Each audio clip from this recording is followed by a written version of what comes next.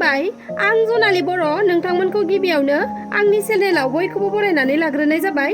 दिनै 2023 मायथाइनि 13 नभेम्बर नोंथांमोननि थाखाय आं मोनाबिलिनि खौरां लानानै फैबावलायबाय।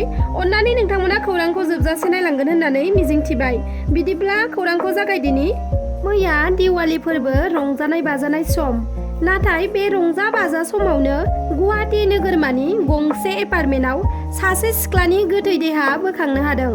मिथिना मोननाय बायदिब्ला अनजु दर्जी मुंनि सासे सिख्लाया मनि खान मुंनि सासे सेंग्राजों मोजां मोनलायना थांनाय अक्ट'बर मासनिफ्रायनो गुवाहाटी नोगोरमानि 6 माइलाव थानाय पुर्बासा एपार्टमेन्टआव गंसे फ्लेटआव भारा लानानै सानैबो जयै थायोमोन।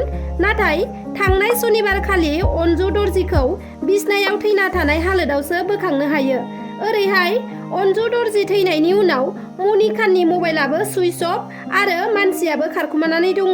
बिनिखायनो मनि खानानो अनजु दर्जीखौ बुथारनायनि सन्देह खालामनाय जादों। न'खरनि सुबुंफोरा आरो मनि खाननि सायाव थानायाव एफआइआरबो होनाय जाबाय होननानै मिथिना मोननाय जादों। मिथिना मोननाय बायदिब्ला अनजु दर्जीया बुकाजाननिमोन आरो बिथाङा 21 बोसोर बैसोनिमोन। अनजुआ बिउटि पार्लाराव खामानि मावनो होननासो न'निफ्राय गुवाहाटीयाव फैदोंमोन होनना बिमाया फोरमायथिदों। नाथाय बे मनि खानखौ अनजुआ माबोरै लोगो मोनना बेबादि लिभिं रिलेशनशिपआव थाखो बेखौसो मिथिनानै मोनाखै न'खरनि सुबुंफोरा। फोरमायथिबावनाय बायदिब्ला बरपेटानि हावली बलपारा गामिनि मनि खाना अनजु दर्जीनि अनगायैबो आरोबाव सिगांनि सासे हिनजावबो दंमोन आरो 2 गथ'बो दंखायोमोन।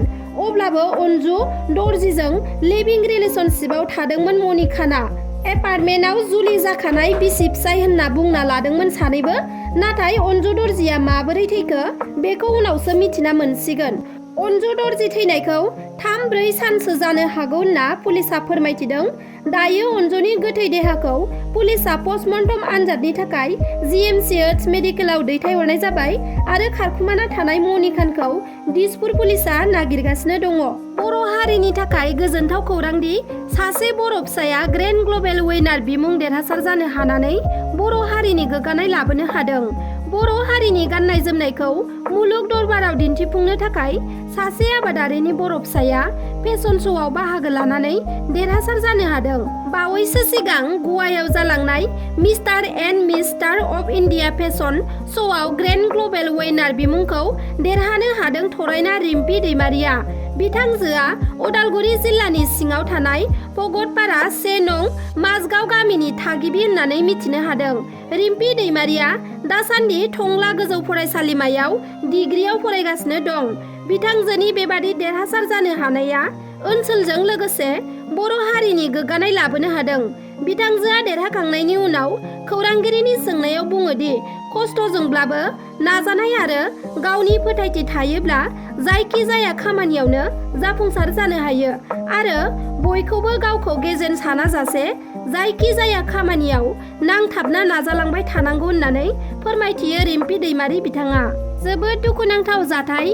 कालि फुजानि रंजा बाजा समावनो जिउ खोमाना लानो गोनां जाबाय सासे हिनजावसाया। मख'नो गोनांदि सावगारियाव नुनाय हिनजावसाया सनितपुर जिल्लानि सिङाव थानाय 1 नं दमनपुर गामिनि बिफा गजेन बसुमतारी आरो बिमा समिला बसुमतारीनि फिसाजोमोन। थैनाय हिनजावसानि मुङा प्रियंका बसुमतारीमोन। खौरांनि गेजेरजों मिथिना मोननाय बायदिब्ला प्रियंका बसुमतारीया उन्दुना मबाइल नायबाय थादोंमोन।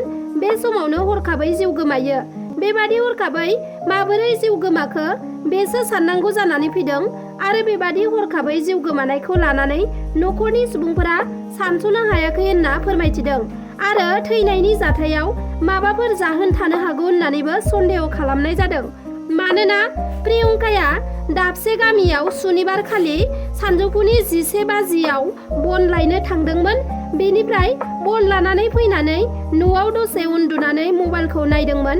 बे समावनो बे जाथाया जायो। नाथाय मानि थाखाय प्रियंकाया हारसिङैनो थैखो बेखौ दासिमाव मिथिना मोनथ'वाखै। प्रियंका बसुमतारीया गहपुराव थानाय मर्दान पाब्लिक सेनियर सेकेन्डारि इंलिश स्कुलाव 12 थाखोआव फरायगासिनो दङमोन। बेनिखायनो नोंथांमोनाबो उन्दुना मबाइल नायोब्ला दानिफ्रायनो सांग्रां जानाया मोजां। रायजोआव फुजा फोरबो फालियोब्ला जुवा खेला बायदि बायदि खेला होनायखौ जों बयबो नुनो मोनबोदों।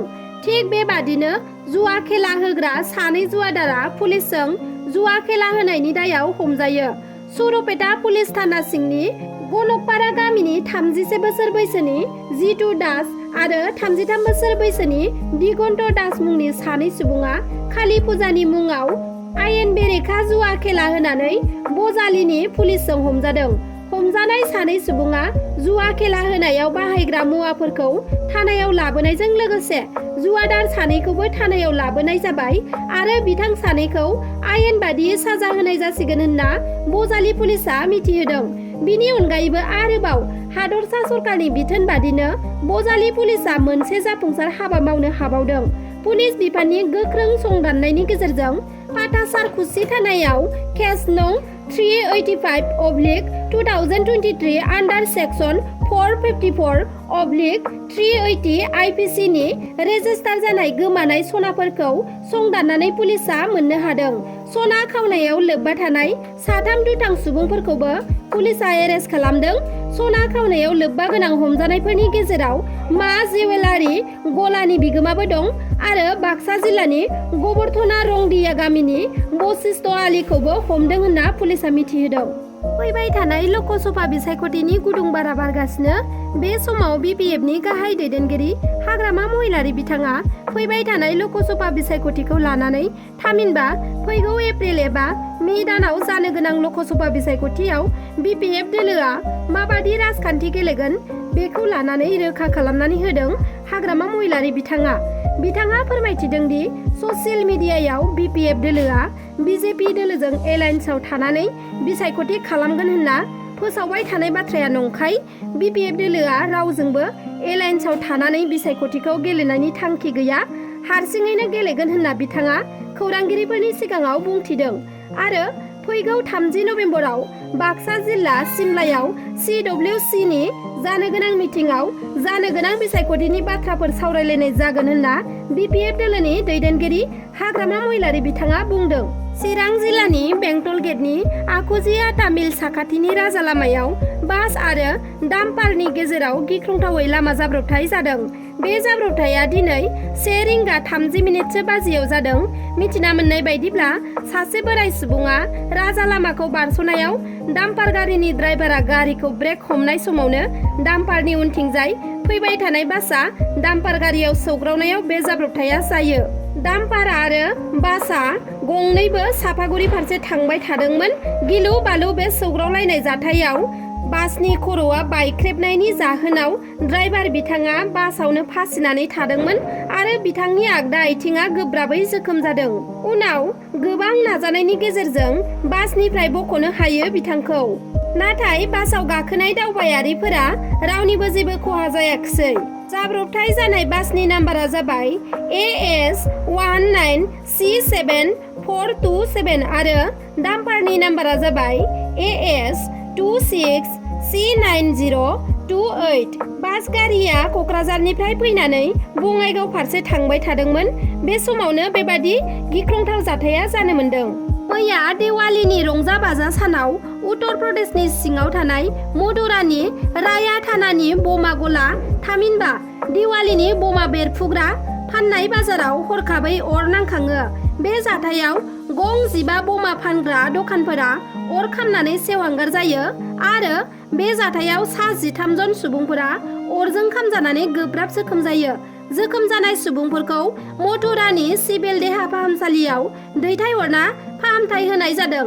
नाथाय सा 13 जन सुबुंफोरनि मादाव सासेया 80% देहानि बाहागोआ अरजों खामजानानै जिउजों जुजिगासिनो दं होननानै मिथिना मोन्दों। बे जाथाया माबोरै जानो मोनखो बेखौ दासिम मिथिनो मोननाय जाथ'वाखै। नाथाय बमा फाननाय गलादारफोरा पुलिस बिफाना थिखाना होनाय नेमखान्थिफोरखौ मानिनानै सोलियैनि थाखायनो बे जानो मोन्दों होननानै सन्देह खालामनाय जादों। दिनैनि खौराङा बेखिनियानोमोन। नोंथांमोना आंनि खौरांखौ नायजोबलांनायनि थाखाय रोजा रोजा साबायखर थाबाय आरो लोगोसे नोंथांमोना अननानै आंनि चेनेलखौ लाइक, शेयार आरो साबस्क्राइब खालामनानै होगोन होननानै मिजिंथिबाय। एसेनोसै, गोजोन्थों।